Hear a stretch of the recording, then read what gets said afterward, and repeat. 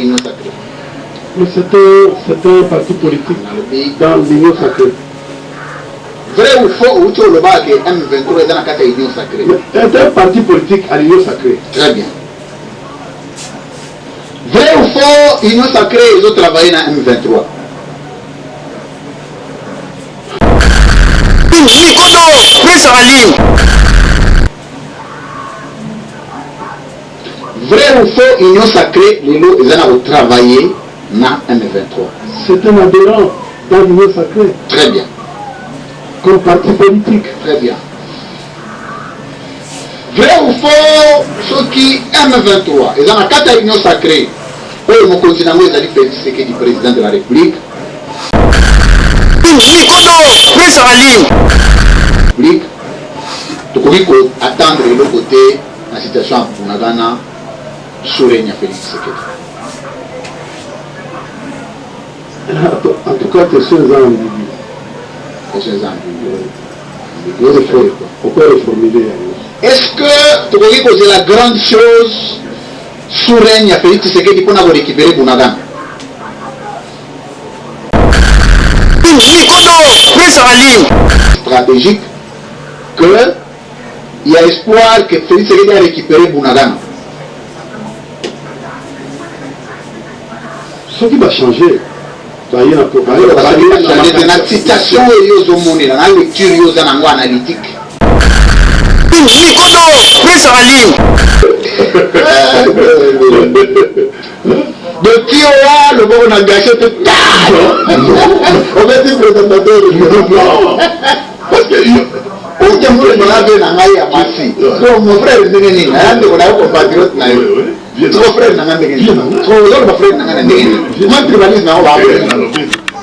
tribalisme tribalisme parce que frère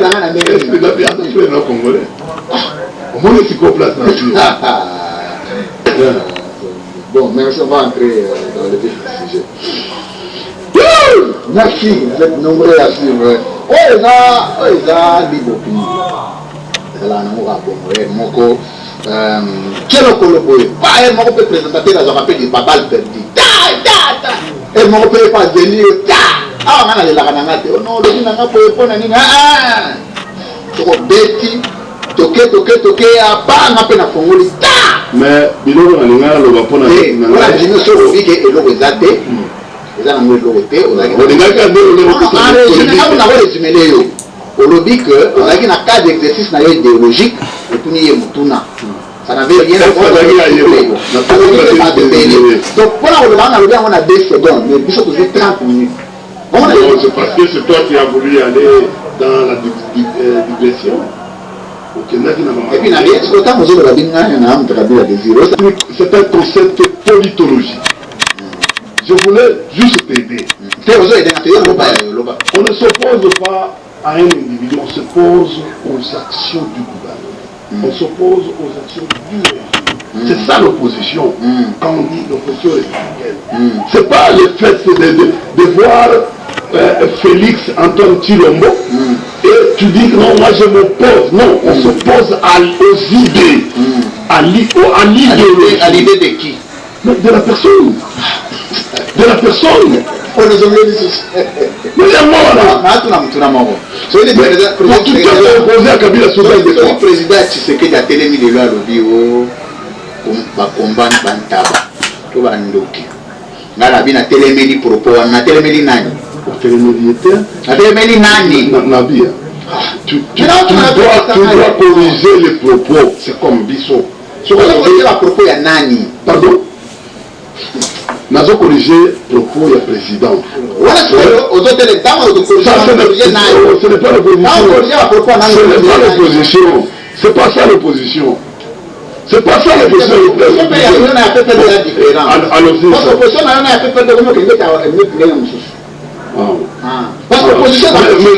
Maintenant, vous PPD. Tu vois comment aux militants du parti, au cadre du parti, et pour vouloir opposer. Comment on a distinction entre opposition et la manière de définir l'opposition? Au moins, il est lourd. Un invité, chez un journaliste, est respecté. comportement invité vis-à-vis à journaliste. Mais qui a fait sauter et ça lui passe, qui a fait sauter Kabila Désir? Parce que c'est tous les jours on a Kabila Désir. Merci beaucoup. C'est toujours comme ça peut monter, ça peut descendre.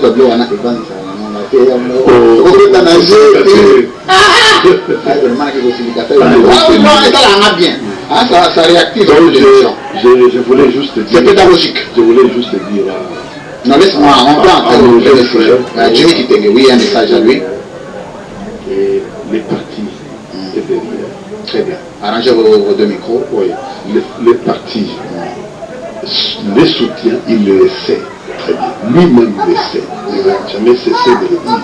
Parce que plusieurs fois, on a tenté de les captiver, c'est-à-dire de les faire sortir pour que, à côté de la union sacrée, pour bâtir. Mais lui-même a dit que non, je vais à la volonté. Là, je le remercie. C'est un patriote, il accepte de mourir, mais à condition qu'il reste constant. Vous savez, la constance. La constance, c'est ce que j'étais en train de donner les enseignements la fois passée au solo, excusez-moi, et pas à Fumoto, que moi j'ai connu comme l'église. L'église de non, c'est la rivière. Et puis plus tard, mais il venait, c'était un animateur qui passait à la télévision pour parler de l'église. L'église traditionnelle, c'est quoi l'église? Voilà, l'église des Noirs. Tout le monde connaissait que nous, à l'époque, on le connaissait comme ça. Et puis à un certain moment, journaliste. Et puis aujourd'hui, tout ça, finalement. Donc c'est un président de la troisième voie, c'est un président d'un parti. Bon, écoutez, bon, c'est comme ça. Toi aussi, tu peux devenir un président d'un parti politique. Non, moi je suis pas président. Ouais. Donc, le rêve est donné à tout le monde. C'est que je voulais dire. Il est président d'un parti, alors collègue à Kabila, un collègue à Fachi, un collègue tu sais, oui, pour partir de la partie. Pour parti, ce que tu as dit qu'on a un parti politique. On va rester avec 4 partis politiques en RDC. Bon, oui. Le secrétariat général des partis politiques là, au ministère de l'Intérieur. Donc, à 4 ans, vous allez faire combien de partis il n'y en a pas parti? PPRD par exemple. Oui. Oui. Bon. Celui qui remplit les conditions, il y a l'HDC. HDC, oui. Il y a l'INC. l'INC, oui. Et c'est tout. Ça fait 3. Oui, c'est tout. Très bien. Parce que tu dois avoir les membres issus de toutes les communautés. En toute sincérité, oui. Sans mâcher les mots. Oui. Félicitations pour ça. Oui. Moi, je vais féliciter. Les critères pour être un parti, pour répondre à la critère, ça doit être quel critère? Il faut réunir, parti n'a pas réunir la promesse de l'Union. C'est la représentation au niveau national. Tant qu'il n'y a pas parti au niveau. IDPS. Pardon? IDPS. C'est la province de c'est province de chez Bino Dana Mani Mazali. Non, ça c'est. On a docteur Mniang qui arrive pour planter. C'est du bluff. Tu as déjà vu des DPS au Nord Kivu? Il n'y en a pas. Tu as déjà vu l'IDPS à Ituri? Bazouélé, autre relais? Mais ils ont des gouverneurs là-bas. Tu as déjà vu là, c'est des fédéraux de partis politiques. Mais quand le drapeau, quand il n'y a pas de siège, quand il n'y a pas de quoi, même tu peux louer. Un siège, tu peux avoir des organisations. Il n'y en a pas. C'est un parti régional, un parti qui est situé. C'est comme ça que moi, c'est Bango et Zaka Moujimal.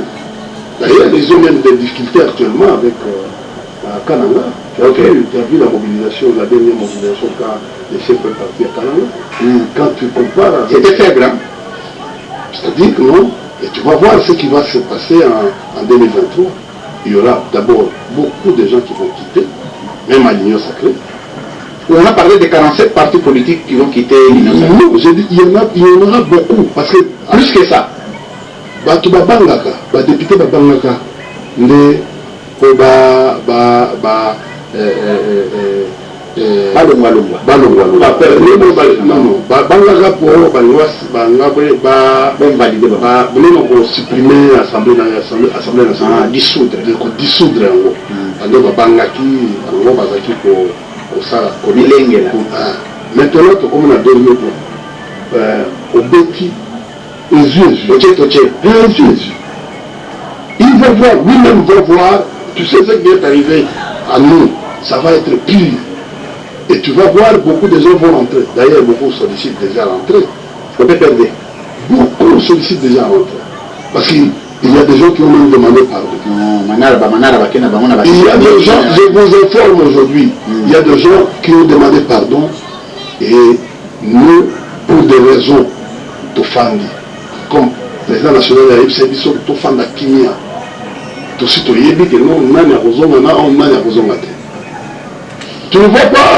ne vois pas le changement, par exemple, ma petit exemple là. Il faut que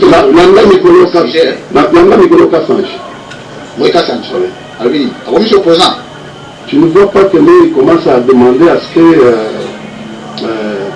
les photos en a plus de restos, respecter plus Joseph Kabila pour avoir fait beaucoup. Et nous devons être reconnaissants par rapport à notre.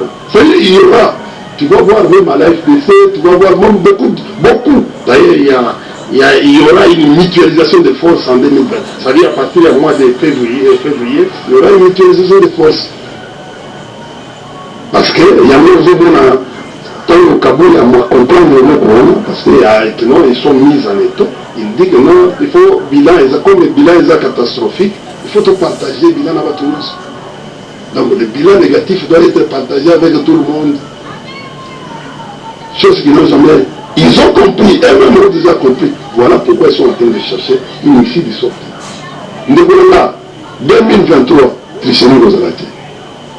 Et aux alatés, et aux alatés, parce qu'on peut ça moi.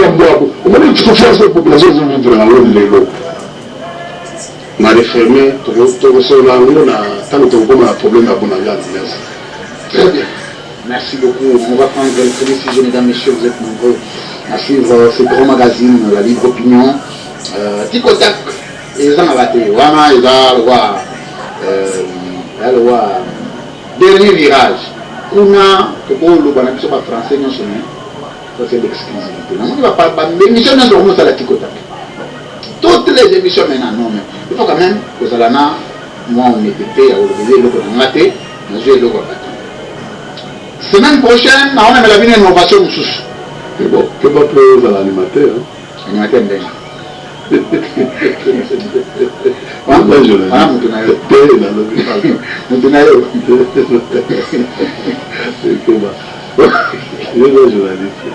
fait des analyses, on y va.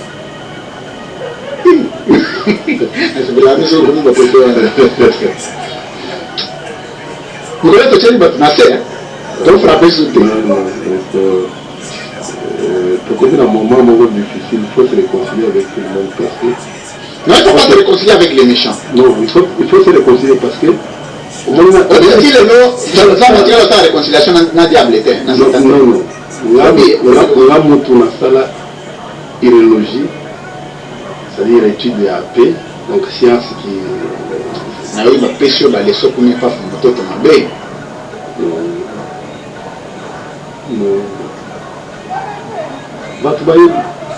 Très bien. Deuxième sujet, nomination des mandataires au sein des entreprises publiques de l'État. On en parle. Enfin, on va d'abord revenir sur les critères. On parle sur les divergences qui naissent au sein de l'Union sacrée.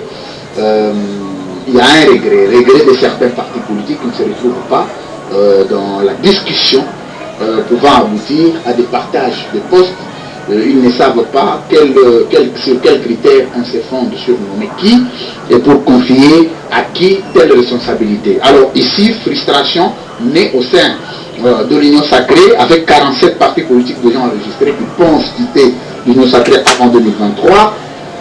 Le président Tshisekedi et sa famille politique. De joint venture, c'est-à-dire des partenariats.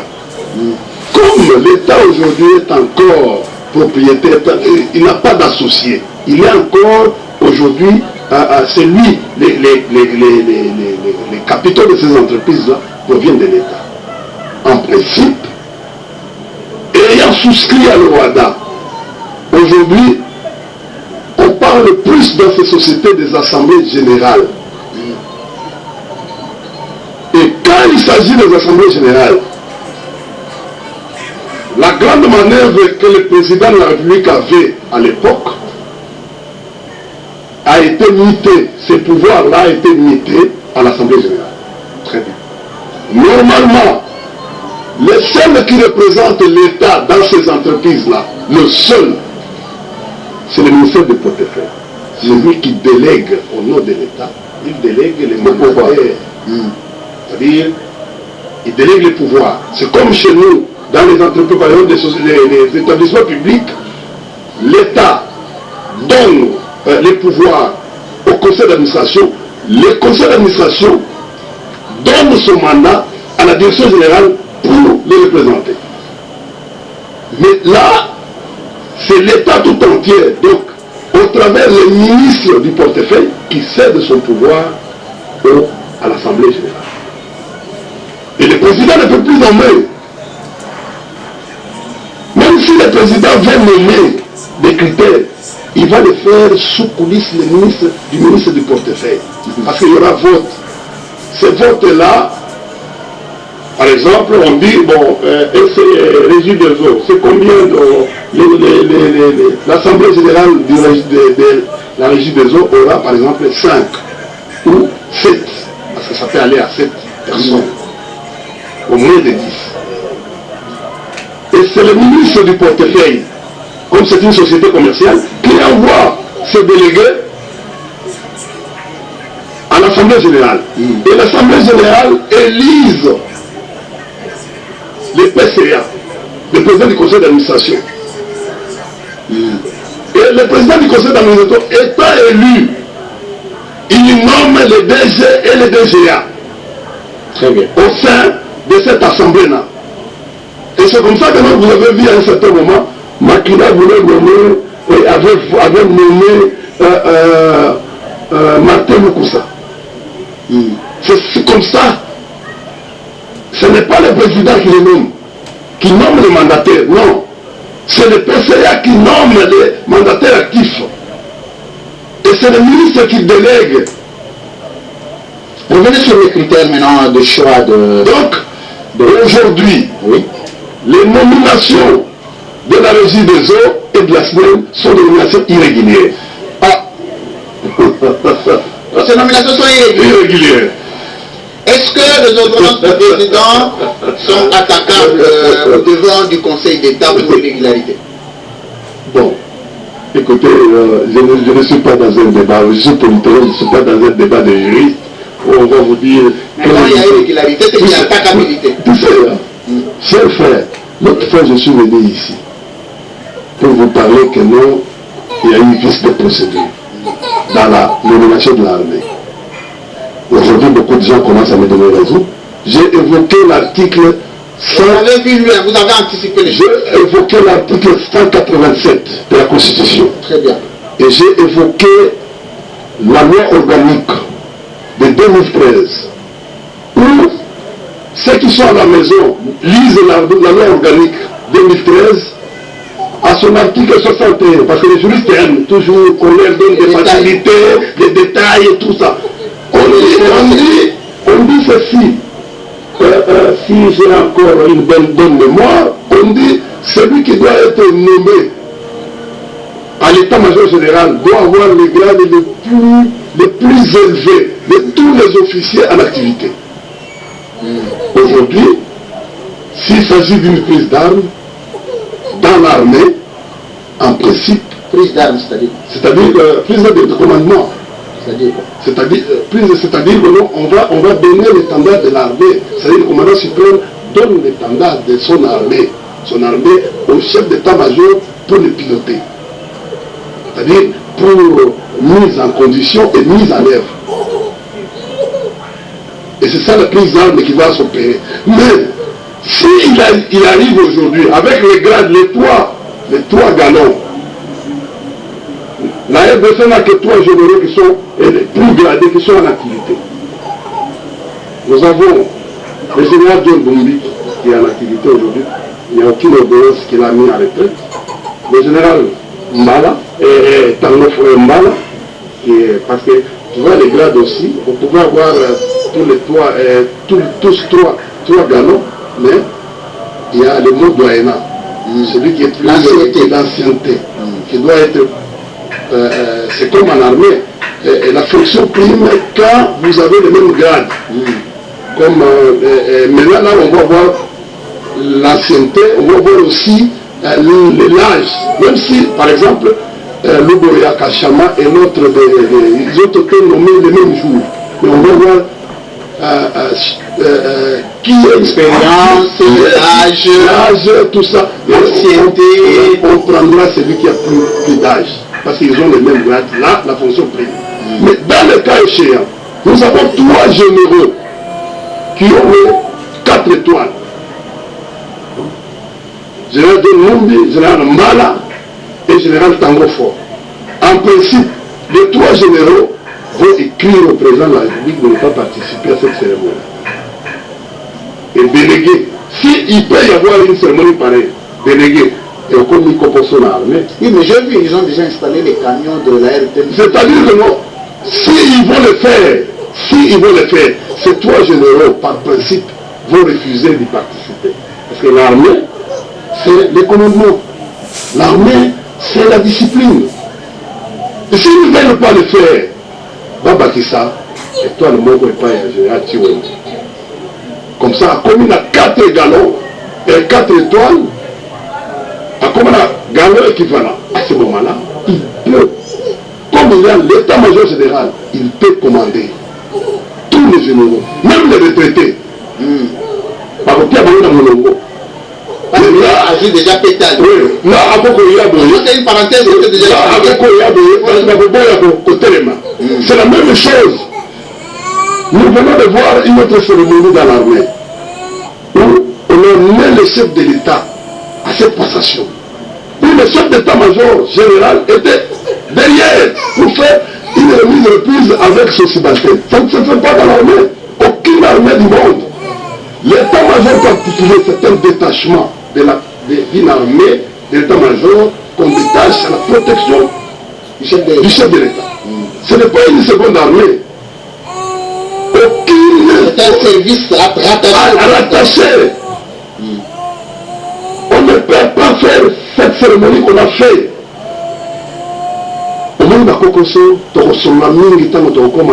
Na problème. Merci. Ils sont en train de préparer ce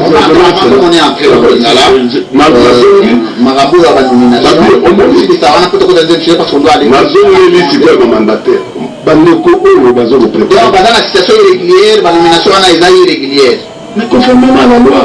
Très bien. Plan réforme et armée. Notre organique, il y a réforme et allélo. Il y a 2013. Pour les ans à l'application. N'attendez l'article 61. N'attendez l'article 187 de la Constitution. Pour pas juriste au Balingakolo. Au moment où il faut corriger. Mais c'est là qui depuis va corriger le couronne parce que dans l'imperfection. Il n'y a pas à corriger. La présidence, il faut pas corriger. Pourquoi? Maintenant, président, papa, chef n'a Zoya, on a 4 étoiles. Chef n'a Zoya, il y a 3 étoiles. On a monté les mérites. C'est ce qui va arriver. C'est la difficulté. Ça ne se fait pas. Nous sommes l'armée française, va nommer dans l'état-major général, va nommer l'officier le moins gradé. Vous voulez me dire aujourd'hui que non, on peut avoir même les critères pour nommer adjudant le chef d'état-major général. Référmer un peu. Ça.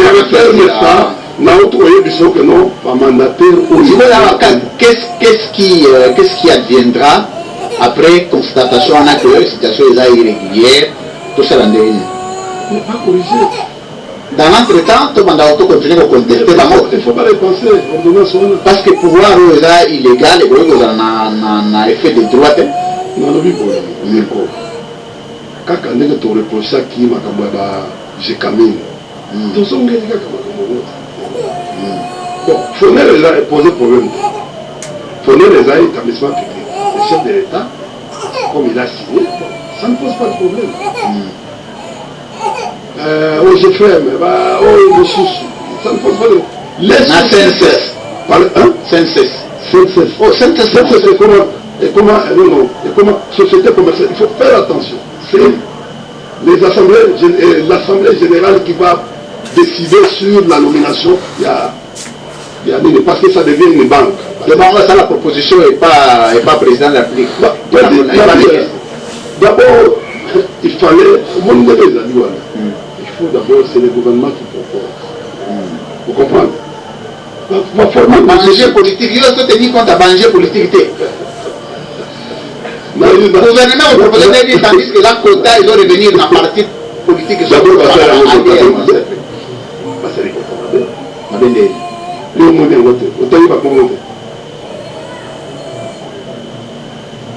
Papa, répartition, il y a la répartition, il y a la province. Il y a même à ta province, il y a des postes qu'on a nommés les gens de la province. Les postes, il faut la pratique. Pardon? Les postes. Les bélés. Les postes. Les bélés, tika. Tika, vous avez le bélé, on a besoin d'aider, on ne peut pas bomber ça. Dans le pire. On va te dire, il n'y a pas bon côté. On m'a armé. C'est pas le bien, il faut battre ça là. Pourquoi c'est la carte à structure? Basala yango biso to ko assister basala yango mais bango moko ba mata ko sala de compte au fur et à mesure que non reste il y a ISP. OK. Donc la minute où il est kaka en fonction en grade bah il est comme assez connu. Il faut même na butu ba ko sala manœuvre wana na minute il faut pas le là na minute où soit na armée il faut pas le là poste mususu parce que le général par exemple tango fort aza en activité et ça les autres beaucoup retraités mais ce qui peut l'ingi c'est-à-dire que l'on a beaucoup il faut soit ordonnance beaucoup pour retraiter en fait ba mususu ou soit on l'appelle tango fort poste mususu il y a responsabilité comme ça il y a un inspecteur. Azad déjà, il est militaire télécommandement. Ça s'appelle haut commandement. Comment on est commis d'abord commis haut commandement. Vous comprenez? 61, article 61, il y a loi organique. Et l'objet, les officiers les plus élevés, celui le plus élevé en grade, qui doit avoir l'état-major général, qui doit avoir, c'est lui le président, c'est lui le responsable du haut commandement. Très bien. Donc, au fait, dans la minute où, même dans notre pays, ils que non, ce n'est pas régi des eaux, ils ont l'Assemblée générale. L'Assemblée générale, il n'y a pas de ça, jamais pas l'ongoli à tout. À tout, dans la guerre, c'est l'ennemi déjà. On peut se sous-salaire. Oh, oui. On a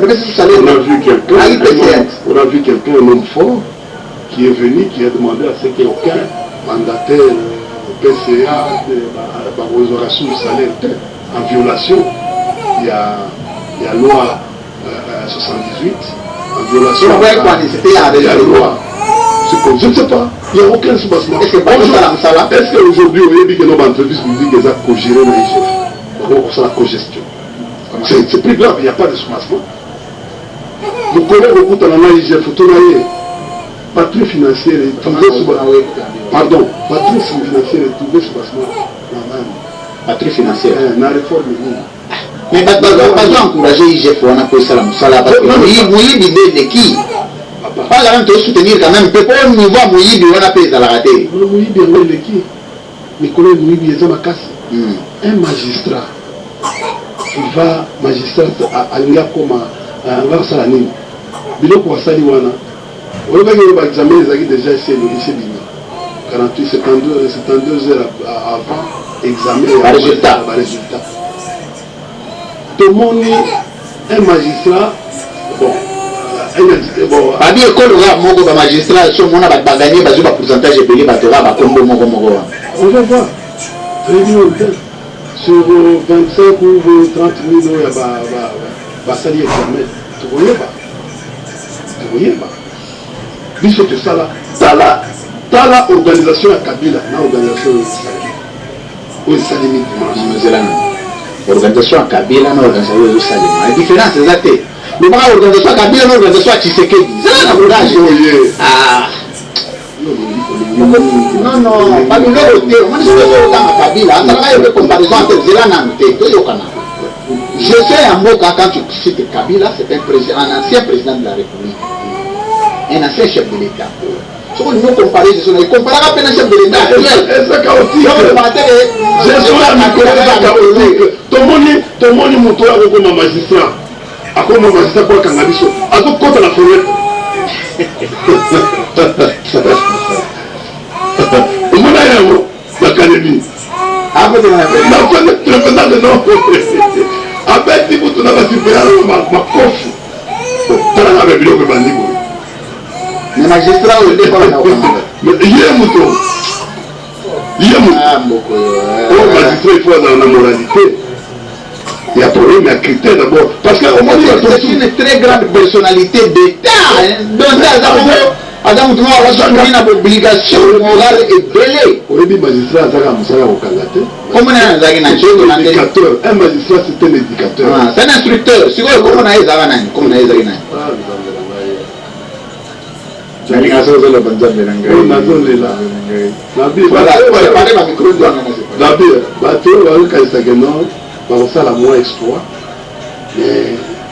et ça passe. Très bien. Deuxième sujet, on va terminer avec ça.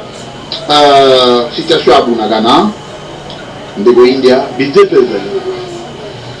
mais toujours déjà Tamblaï. Non, mais au moins, le mandat est rapide.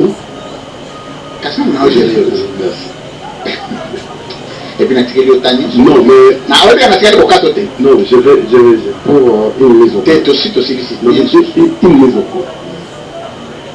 Chers frères du régime actuel, je ne viens pas parler au nom des c'est pour la lobby pour la différence entre Batbatanga et Batbatanga. De l'estage, on a beaucoup de monde en souté. Azan administrateur simple.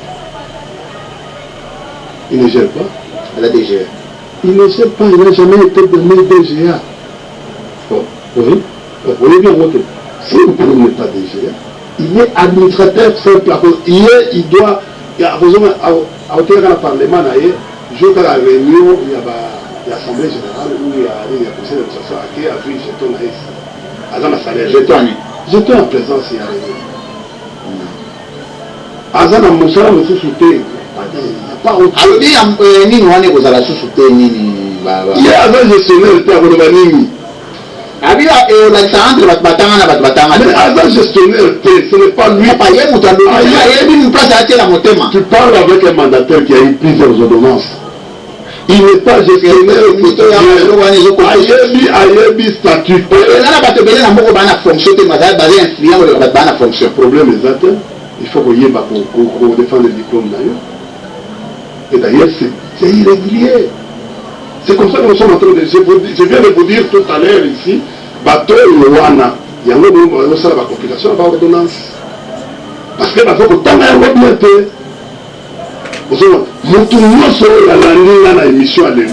Il va me donner raison que société régie des eaux nationales, ce sont des sociétés commerciales. D'ailleurs, la plan réforme, régie des eaux, il faut se scinder en trois. Et il faut se scinder aussi en trois. Dans la société à distribution, société il y a transport, il y a courant, et puis une société commerciale. Ça sera la même chose dans la régie des eaux. On va le faire en trois. Distribution, transport et commercialisation. Merci. À la ligne, on voit les choses. Mais pour le moment, donc là, pour opter après, essayer dans la... mais la société a responsabilité et ça. C'est comme ça qu'on dit SNEL et ça. Regideso et ça. Société d'action. Et plus tard, nous avons préparé que SNEL na Regideso, il faut d'autres mentures. Et c'est pour cela que la procédure est quoi? Il faut l'État atteindre d'abord délégué à l'Assemblée générale pour être élu. Comme l'État a plein pouvoir. C'est le ministre Tali Mambi, le portefeuille, à co-délégué. C'est le président. La formule ah, quand on a avancé, RP, deuxième sujet, dans l'impossible, il faut tout sujet. On a courant tête, on a la batterie, donc c'est une minute. En principe, le président, il fallait aller au Canada, sa portefeuille, comme les gouvernements avec bon, cette personne, les 5 personnes, ça la manœuvre, le modèle de la Cour constitutionnelle.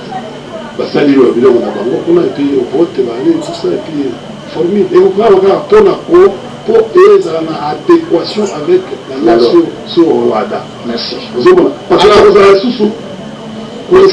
Est-ce que les lois au regard il y a la contestation sur la sur la décision à Félix Tshisekedi, vous le voyez respectuer des textes du pays?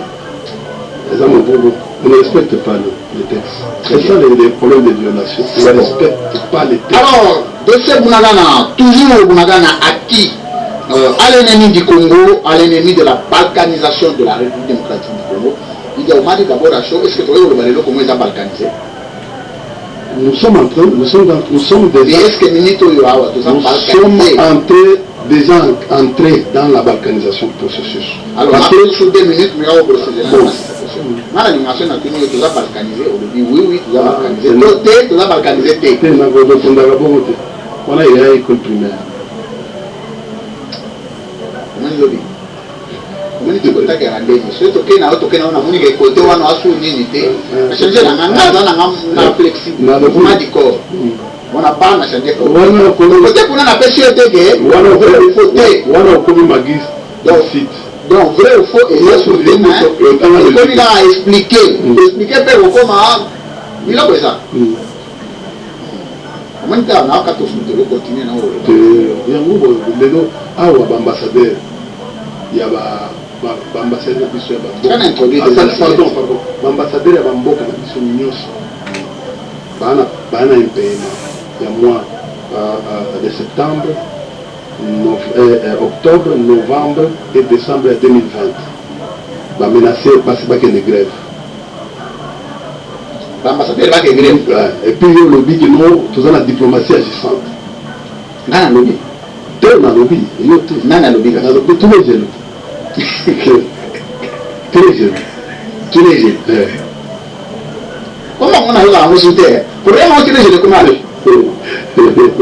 Mawa 350 millions de pays. Au monde de millions, toujours millions. 600 millions. Il y a presque 100 jours de pays. Très bien. Alors, monsieur Boulagana. La maison combien? 600 combien? 600 et pays. Vous comprenez? C'est-à-dire que non, moi, je vais vous dire et ça va nous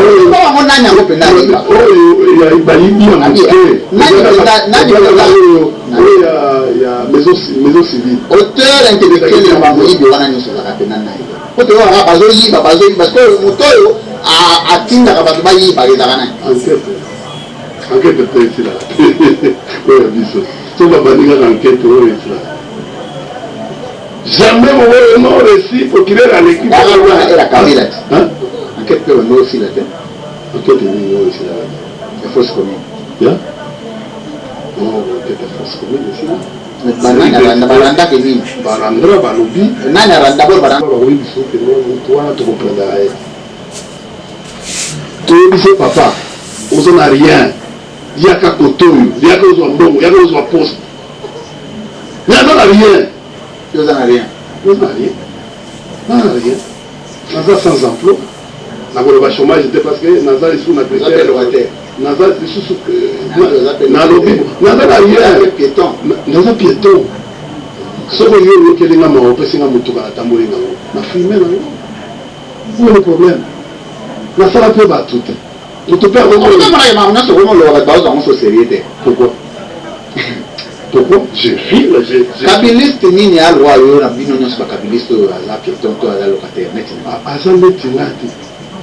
O ya na niveau na yo ala locataire azati. O pas la piéton. Mais place fait tout le monde a Kabila au biso to pesa ka Kabila, félicitations. Tous les collaborateurs de Kabila ont quand même subi un certain traitement. Oui, ok, non? Bazo benga ye communicateur du président.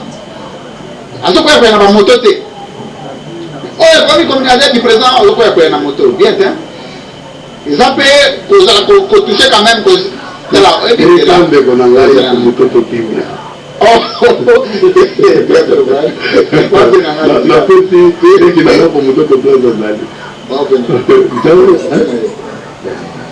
C'est quoi ce classe? Dans classe, ma débuté, elle va classe, même Massa Nanga Zakaria Zakaria Massa Nanga pe Kalomba tango biso Massa Nanga pe c'est Koko tango biso tozo pour régner na kisasa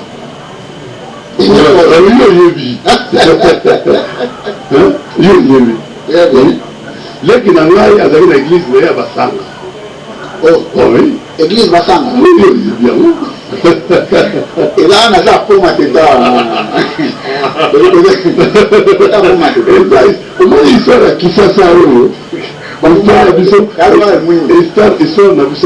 C'est un homme très intelligent, ce qui est vrai. Très confusionniste. Oh, parce qu'il ne peut pas venir dans une émission pour dire que non, la polyomyélite, tout ça. Mais vous avez moins erré, c'est la polyomyélologie.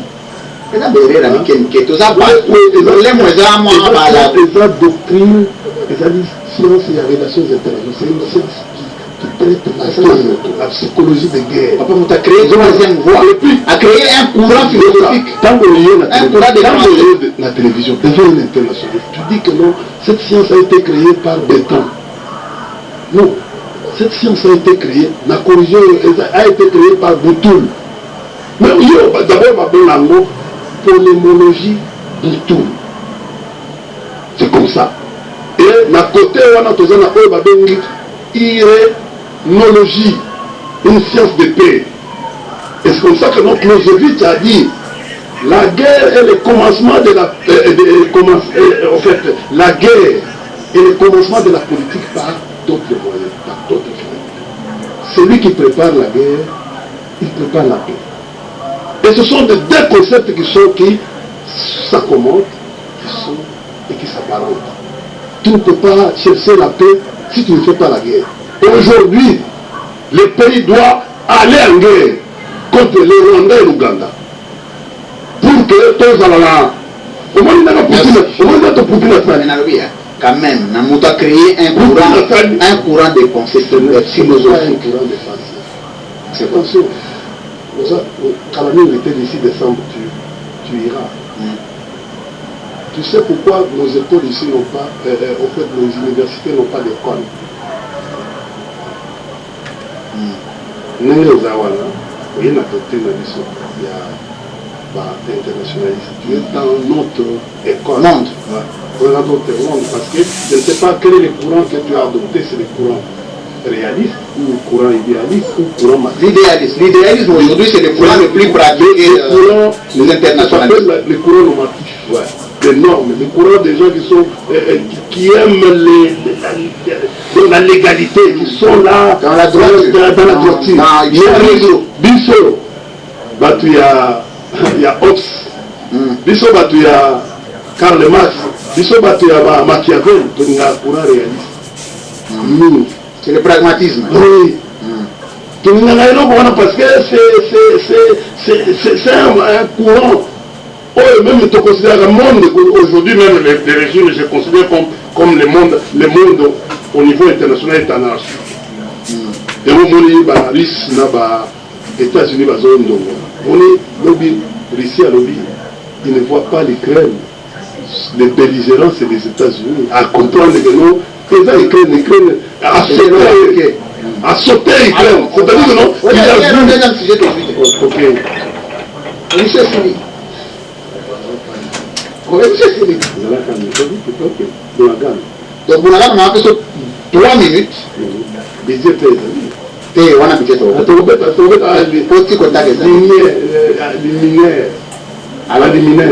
Est-ce que la situation peut vivre l'eau, vous avez espoir que l'objet pour récupérer mais sauf les Tshisekedi? Non, il faut oublier. Très bien. Nous allons vers 2023. Cette question doit être résolue avec les visionnaires qui arrivent. C'est qui les visionnaires? Pardon? C'est qui les visionnaires? Les visionnaires arrivent. C'est qui? C'est quand même un assis, ça vaut. C'est très profond sur les choses. Mais tu quand même assis, ça. Il y a un visionnaire qui va venir, même Jésus, moi avant il y a celui qui sera élu en 2023. Oui. Donc il faut oublier. Il n'a pas un bilan. Kabouya a dit qu'il n'a pas un bilan, qu'il va partager son bilan négatif avec les autres. C'est déjà un échec. Il faut apprendre ça. D'ailleurs, moi-même,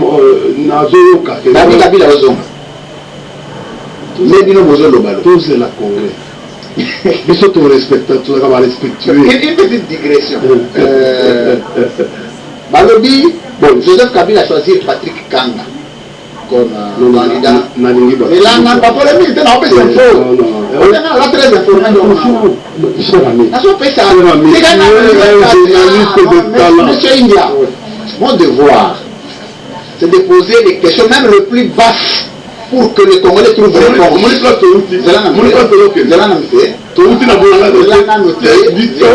Alors il y a digression. Digression est autorisée. Il y a posé formula, on a 4 autres. On n'est pas digression. Mais là,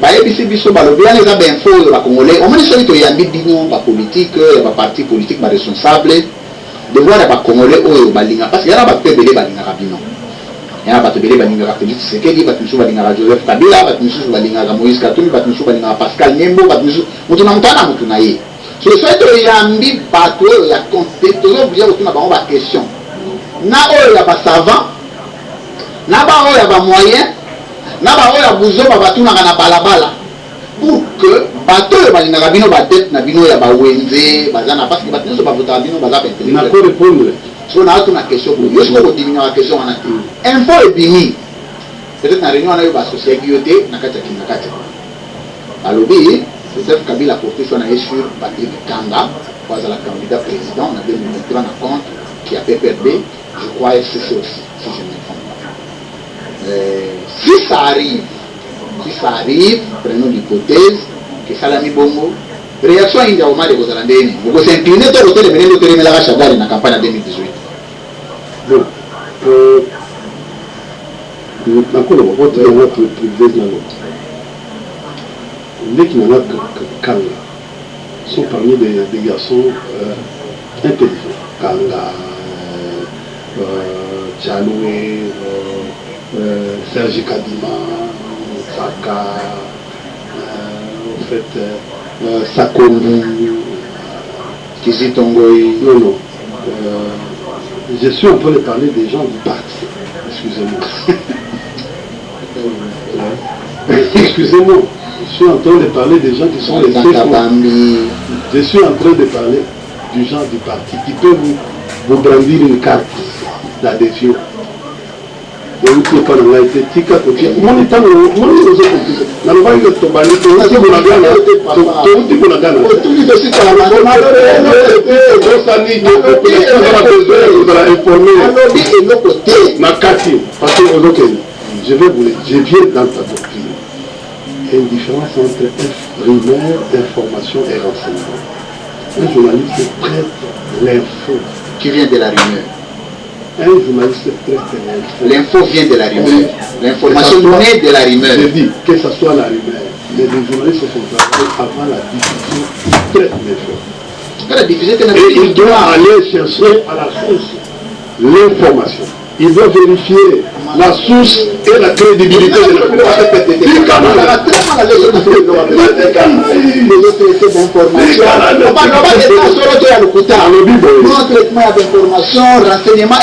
Je savais que ça va te faire mal.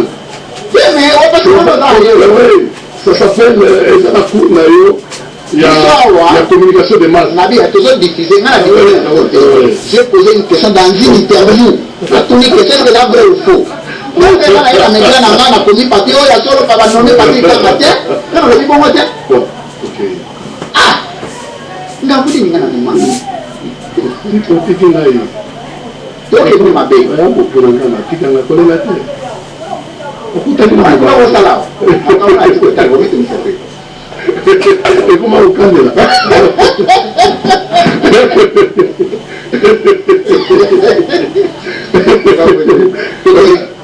Est-ce que vous dites que mais ça l'a dit, on est un monsieur de l'arbre, on va parler, et ça l'a pas dit. Ambassadeur Nicolas, Bazo Pélinga, Bazo Léla, il y a tout. Je suis plus modéré parce que j'ai pris aussi ma tacte de sous ils m'ont dit comment te poser. On va contourner ma place. Je salue l'ambassadeur de Benelux. Je salue l'ambassadeur des États-Unis. Pardon? Vous êtes en contact avec l'ambassadeur? Non, je dénonce ici. Il est. Si ça dépendait de moi, cet ambassadeur devait être déjà expédié. C'est-à-dire que non, Balinga Kata, Azonga. Vous comprenez? Conformément, il y a des dégâts aux ça. Il est en train de corrompre la jeunesse congolaise et canadienne. Lui, il est chic. Alors, il y a la télévision qui est Ruto, président de Tanzanie, et il y a Kenya, d'origine rwandaise. C'est l'ambassadeur qui est à Kenya qui a répondre, mais lui attaque. Merci. Lui attaque, il attaque. Willy Michi.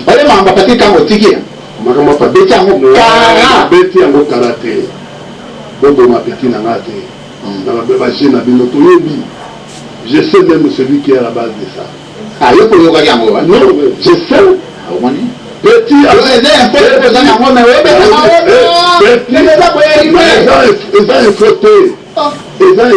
il n'y a aucune réunion qui s'est tenue. Les qui comme hasard rapporteur à bureau politique après réunion na biso. Alors rapporteur, il fallait il y a travaux il y a congrès. Les qui a kenaye. Vous comprenez? Politique à rapport. Article rapport n'est pas président par rapport il y a réunion pour les alaki. Bakangé photo. Tu sais, d'habitude, comment ça se passe? Parce qu'il y avait un secrétaire permanent qui a mandaté. Non, c'est lui les rapporteurs. C'est une communication après réunion.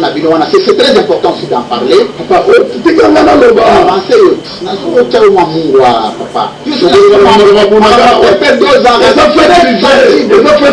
La partie politique a utilité publique. Non. Oui, c'est ça a utilité publique. Attention, là, je suis. Je fais à utilité publique. C'est la mise, je n'accepterai jamais des choses comme ça. Jamais. Non. C'est un bien privé à utilité publique. Vous voyez quoi, il va aller en utilité publique? Vous voyez quoi, il va aller en utilité publique? N'a aucun diplôme dans la. Ça ne sert à rien. Bon, de toute façon, aux actes coordonnateurs, parce que c'est pour commencer à débattre le service. Alors, tu auras communication, il va aller. Bademi, Balobi, Patrick Kang a sali communication dans un média de la place ici dans le Congo. Nakota Baramazan Chadari fait passer communication pour la même réunion, passer des comptes rendus. Vous ne voyez pas que ça n'a pas bien sonné. Et puis dans tous ces cas-là, le compte rendu qui a été le plus accepté, une opinion, pour l'ambassadeur politique, Nabine a fait perdre, c'est compte rendu à Patrick Kang. Je vais te dire aujourd'hui. Oui. Ce que tu as communiqué, nous sommes Patrick Kang, caché à PPD et dans la carte. Et c'est bien caché, et ça. Laissez-moi. oui, tout dans quelque chose. Le journaliste est à l'écoute de l'information.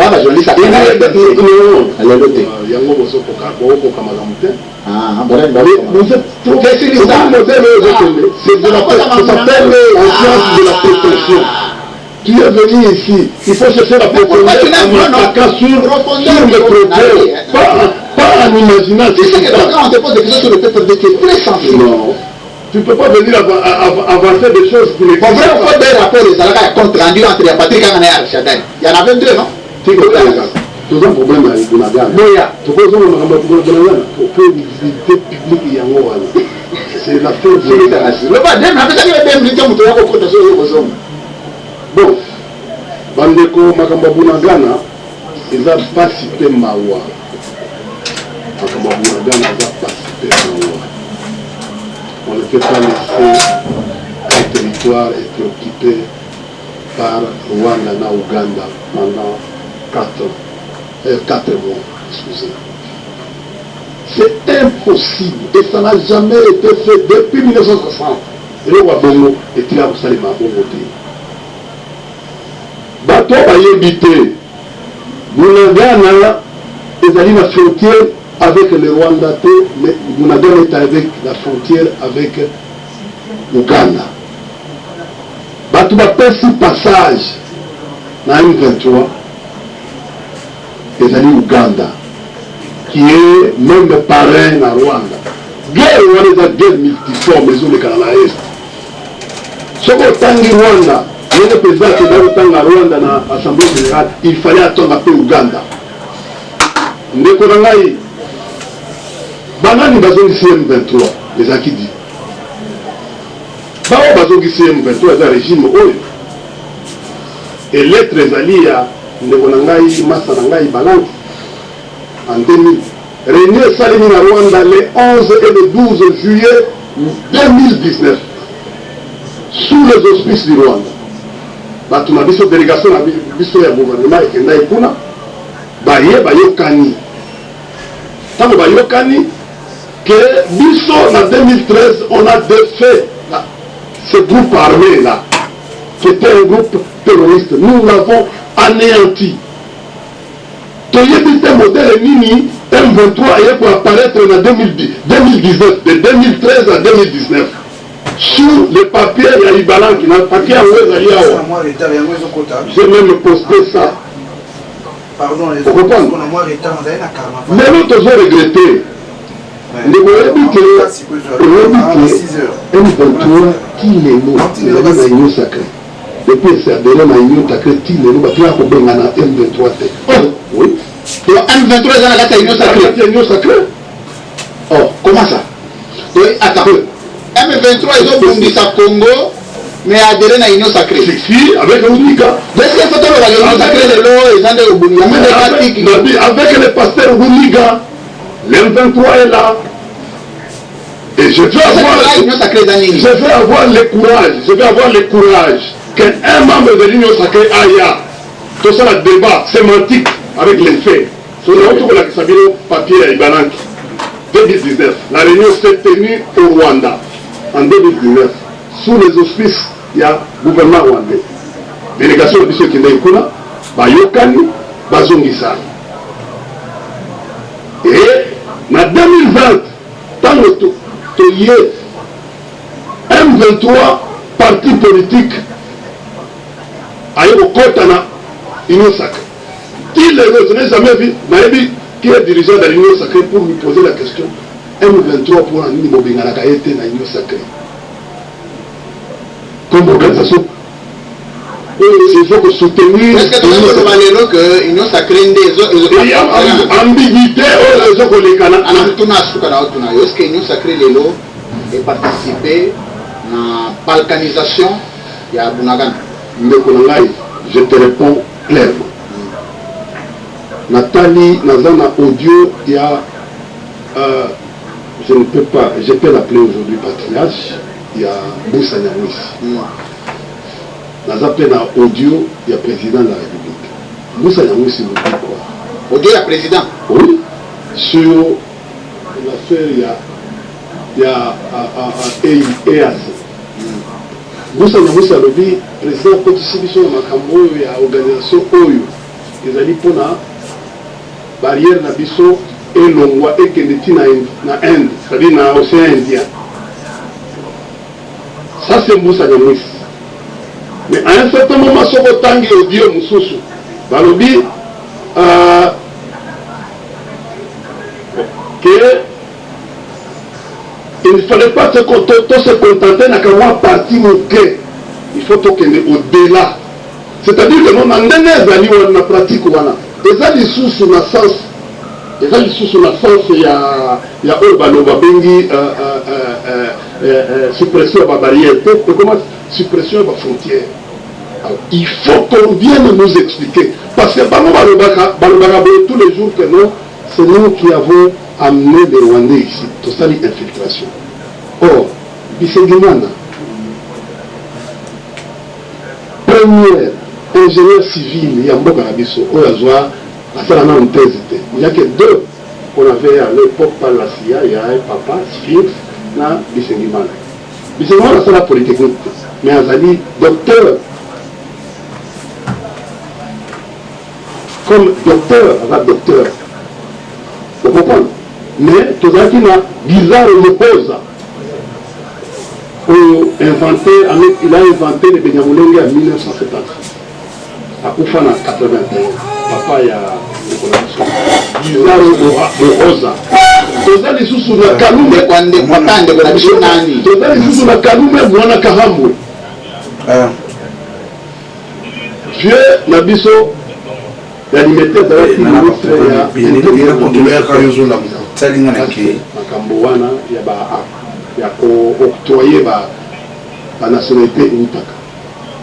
Vous savez, ce que telle histoire de Mokanabiso, infiltration, histoire de Mokanabiso, na San City. Merci. Alors, merci beaucoup, mesdames, messieurs, de votre sympathique attention à la chaîne de l'excellence et du professionnalisme. Nous voici à la fin de ce grand magazine de la libre opinion d'aujourd'hui qui tend à sa fin. Nous étions en train de rappeler plusieurs sujets. Ça n'a pas permis à ce que nous puissions terminer l'ensemble de thématiques. Nous avions largement dépassé de l'heure. En pontifétac, Régis, on se retrouve juste après.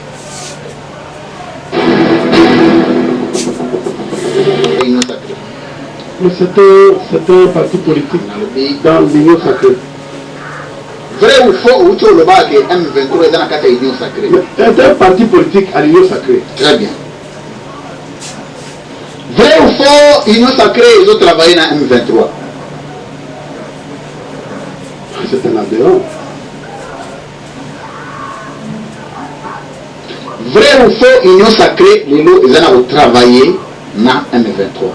C'est un aberrant dans l'Union sacrée. Très bien. Comme parti politique. Très bien. Vrai ou faux, ceux qui M23, ils ont la carte Union sacrée. Eux, mon continent, ils ont dit Félix du président de la République. Donc, il faut attendre de l'autre côté la situation à Bunagana, sous règne Félix Tshisekedi. En tout cas, questions ambiguës. Pourquoi reformuler? Est-ce que tu veux que c'est la grande chose sous règne Félix Tshisekedi pour récupérer Bunagana? Ce qui a changé. Est-ce que tu veux que c'est la grande chose, Minito Ndengeyo en tant qu'analyste stratégique, qu'il y a espoir que Félix Tshisekedi a récupéré Bunagana? Ce qui va changer, la citation et la lecture analytique, est-ce qu'on assure que Bunagana a récupéré à Mosso Félix Tshisekedi? Laissez-moi répondre. Afghanistan,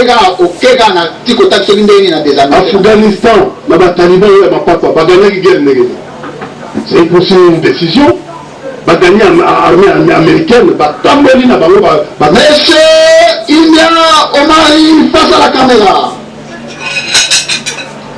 pas financer l'armée dans les secondes. Vrai ou faux, PPRD et Zali n'a pas ambition à rejoindre le pouvoir. Vrai. On a amené vrai confirmé.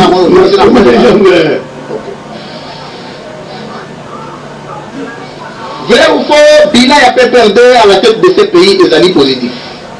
Oui. Et Zali positif. Oui, relativement positif. Très bien. Vrai ou faux, Joseph Kabila, en tant que président de la République, en 18 ans, à Tonga Université. Je voulais t'épargner dans... Je voulais t'épargner. Vous avez parlé de Nani? Non, je voulais t'épargner. Vous avez parlé de Nani? Je voulais t'épargner. Vous avez parlé de Nani? Non, je sais. Je ne suis pas venu ici. des questions. Non, je ne suis pas venu ici pour corriger nos jeunes frères. Voilà. Et puis quand nous allons en parler. Parlez-moi sur cette question. Et la question, il y a Songi. Donc, je suis à Kabila à la tête de ce pays et je suis Songi. Non. Donc, le Nord Congolais va retenir que le village de Kabila et Songi à la tête. Je suis venu parler sur un sujet. Défendre votre camp politique. On n'a pas parlé du bilan. Où une étude comparative entre Kabila et Tshisekedi. Pardon? En fait, na kokota na iloko wana parce que na yebi place ozoke. Je ne suis pas venu ici corriger na ya koloba mamango et c'est le bami yobi. Na kosala ngote par élégance et par respect na kosala ngote. Non, na kosala na lingi polémique wana te. Baleki bazala koleya. Na kosala excusez. Yona nani? Pourquoi il monte le million de moutons? Libre final d'aujourd'hui est terminé. Rendez-vous demain 12h30 avec un nouvel invité. À très bientôt. Merci.